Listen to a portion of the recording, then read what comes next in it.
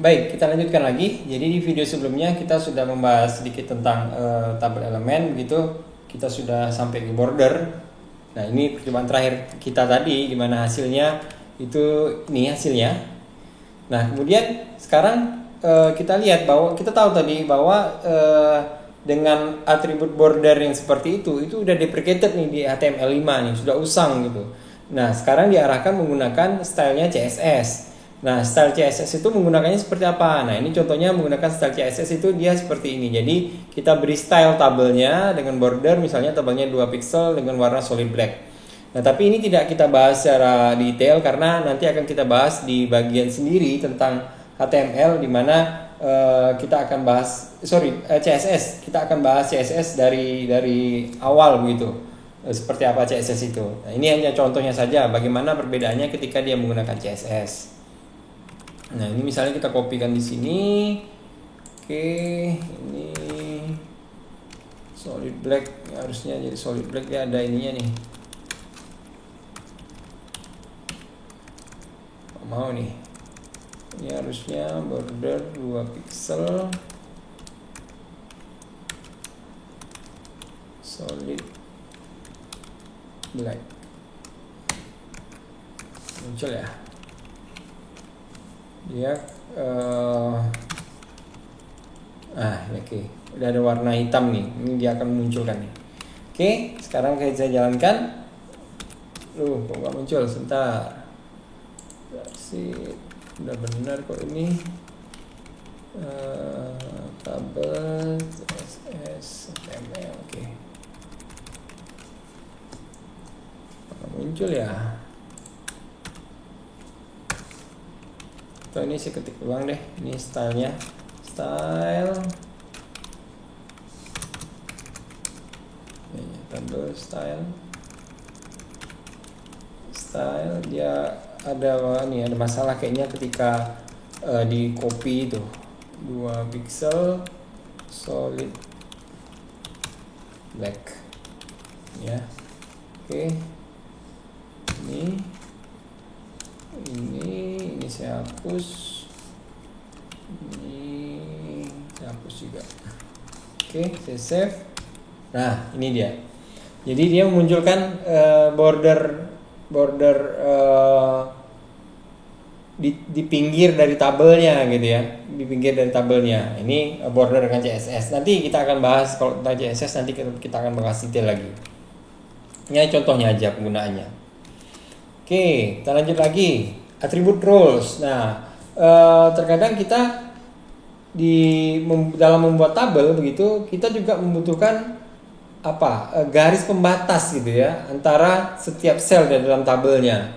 Nah, apabila kita ingin membuat garis pembatas yang spesifik begitu, kita bisa buat dengan rules yang seperti ini. Ini tabel rules, atribut rules. Jadi akan ada garis-garis yang diatur. Nah, tapi rulesnya di sini kita buat atributnya adalah rows atau barisnya saja. Jadi barisnya aja ada garis gitu. Kita lihat yang seperti ini. Ini susahnya ini dia nggak langsung nih. Karena di copy ini dia nggak mau. Nah, ini. Jadi dia akan membuat tabel, tapi dia hanya memberi garis pada rows-nya saja, pada baris-barisnya saja gitu. Nah, kalau kita mau di kolom, itu kita bisa ganti dengan calls ini. Jadi dengan calls itu rules-nya akan ada di bagian kolom. Kalau kita mau di semuanya, maka kita buat sebagai all. Seperti ini. Nah, maka akan ada baris sama kolomnya. Jadi nanti disesuaikan lagi kebutuhannya akan seperti apa gitu. Misalnya teman-teman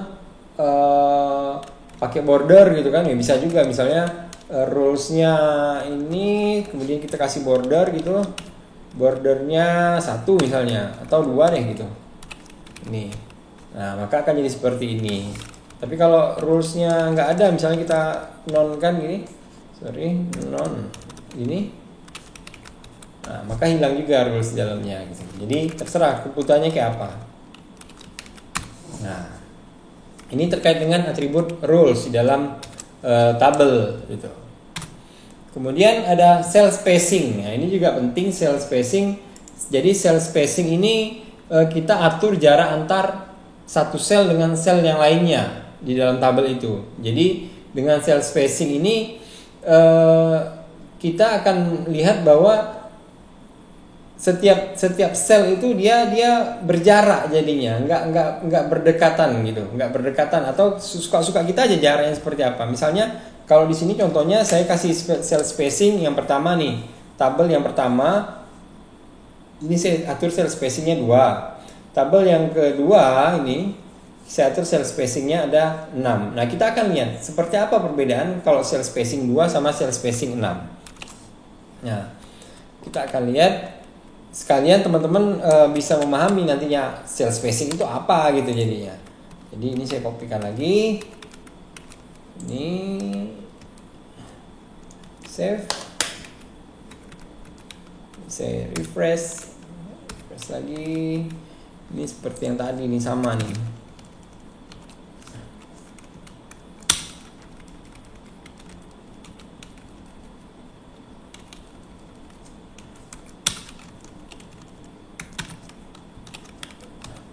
Nah, ini cell spacing gitu.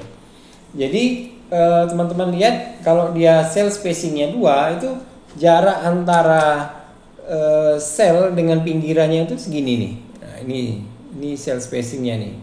Nah, tapi kalau dia 6, nah ini cell spacingnya nih.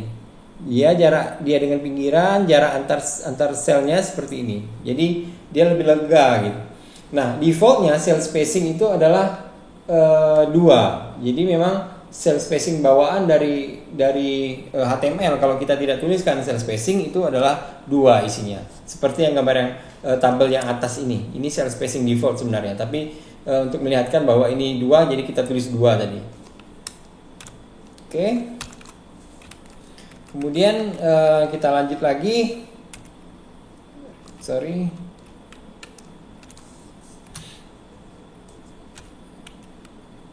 Oke. Sebenarnya temannya cell spacing ini ada cell padding, kayaknya saya kelupaan nih cell padding. Jadi kalau cell padding itu dia adalah pengaturan jarak antar teks dengan garis selnya. Jadi temannya cell spacing itu sebenarnya ada yang namanya cell padding, ini tulisannya cell padding. Nah gini. Nah jadi kalau ini kan cell spacing nih. Nah nanti kita ganti jadi cell padding gitu. Nah kalau yang ini tadi dia mengatur jarak antar selnya gitu kan. Nah ini cell spacing nih. Misalnya ini tepiannya, ini cell spacing nih. Nah kalau cell padding itu jarak antar tulisan. Misalnya di sini ada tulisan, jarak antar tulisan dengan setiap pinggirannya nih. Nah ini cell padding. Itu cell padding. Nah untuk mencobanya mungkin kita ganti aja lah ini yang ada di sini kita ganti jadi cell padding aja langsung ya. Cell padding. Cell padding ini. Oke. Cell padding. Ini. Sorry. Oke. Ini. Oke. Ini seperti biasa. Oke. Kita lihat hasilnya. Nah, ini belum jalan nih. Cell padding. Cell padding oke benar kok, ini 2, ini 6.